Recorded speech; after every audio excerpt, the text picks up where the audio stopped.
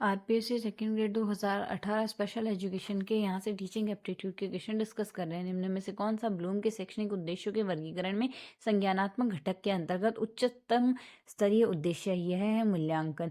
दृश्य श्रव्य साधनों की सहायता से अनुभव के आधार पर एक विशेष प्रकार का वर्गीकरण जिसे अनुभव का त्रिकोण के रूप में जाना जाता है, किसके द्वारा प्रस्तुत किया गया? एडगर डेल द्वारा प्रस्तुत किया गया। पाठ योजना के हर्बटियन पंचपदीय उपागम का तीसरा सोपान है तुलना व साहचर्य। निम्न में से कौन सा मॉरिसन द्वारा प्रदत्त इकाई उपागम के सोपानों का सही तार्किक क्रम है? अन्वेषण, प्रस्तुतिकरण, आत्मीकरण, संगठन व अभिव्यक्तिकरण। अन्वेषण, प्रस्तुतिकरण, आत्मीकरण, संगठन व अभिव्यक्तिकरण।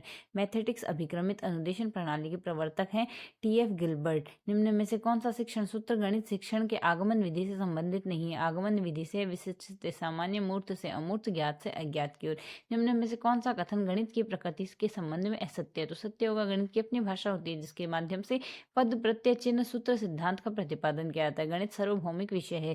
संख्याएं, स्थान, मापन आदि गणित का आधार है। इसमें वस्तुओं के संबंध तथा संख्यात्मक निष्कर्ष निकाले जाते हैं। निम्न में से कौन सा कथन अवबोधात्मक स्तर के अनुदेशात्मक परिणाम को अभिव्यक्त करता है, परिणामों की पुष्टि करता है? कौन सी शिक्षण संबंधी के विधि के अंतर्गत शिक्षक द्वारा कक्षा कक्ष में अधिगम सामग्री प्रदान की जाती है व निर्देशित किया जाता है कि वे अपने विचार से पढ़कर महत्वपूर्ण बिंदु निकाले, इसके पश्चात शिक्षक की सहायता से सारांश प्राप्त करे? पर्यवेक्षित अध्ययन विधि। निम्न में से कौन सा कथन गणित में निदानात्मक परीक्षण की उपयोगिता के संदर्भ में असत्य है? असत्य कौन कौन से हैं? यह जानना कि विद्यार्थी किस प्रकार की त्रुटियां करते हैं, यह जानना कि इन त्रुटियों के कारण क्या है, यह जानना कि इन त्रुटियों का किन्हीं अन्य त्रुटि से संबंध है। गणित शिक्षण में विश्लेषण विधि किस शिक्षण सूत्र पर आधारित है? विश्लेषण विधि अज्ञात से ज्ञात के सूत्र पर आधारित है।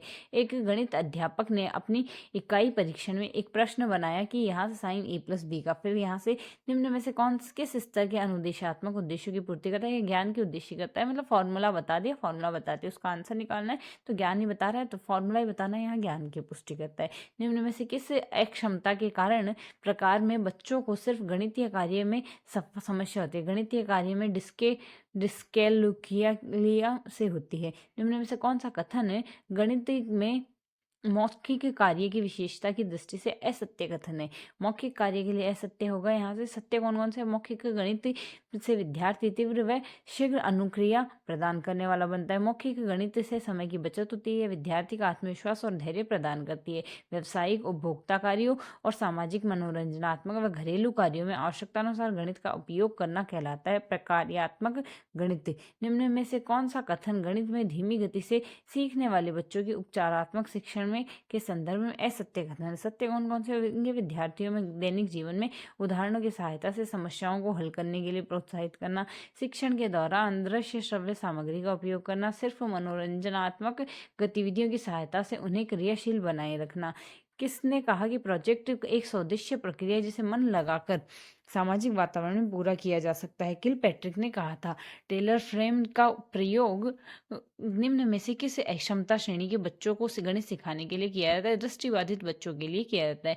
निम्न में से कौन सा कथन है शिक्षण गणित शिक्षण के कौशल उद्देश्य से संबंधित नहीं है? तो कौन कौशल से कौन सा होगा? ज्यामितीय आकृतियों को शीघ्रता व शुद्धता से बनाने योग्य करना, गणना को शीघ्रता व शुद्धता से करने योग्य करना, तालिकाओं व लेखा चित्रों को शुद्धता से पढ़ने का प्रयास करना। गणित पाठ्यक्रम में निर्माण के संदर्भ में निम्न में से कौन सा पाठ्यक्रम निर्माण का सिद्धांत उपयुक्त नहीं है? तो कौन सा उपयुक्त नहीं है? यहाँ से अध्यापक को केंद्र मानने का सिद्धांत। बाकी उच्च शिक्षा में उपयोगिता का सिद्धांत है, बाल केंद्रीयता का सिद्धांत है, क्रियाशीलता का सिद्धांत है। यह सारे सिद्धांत होंगे।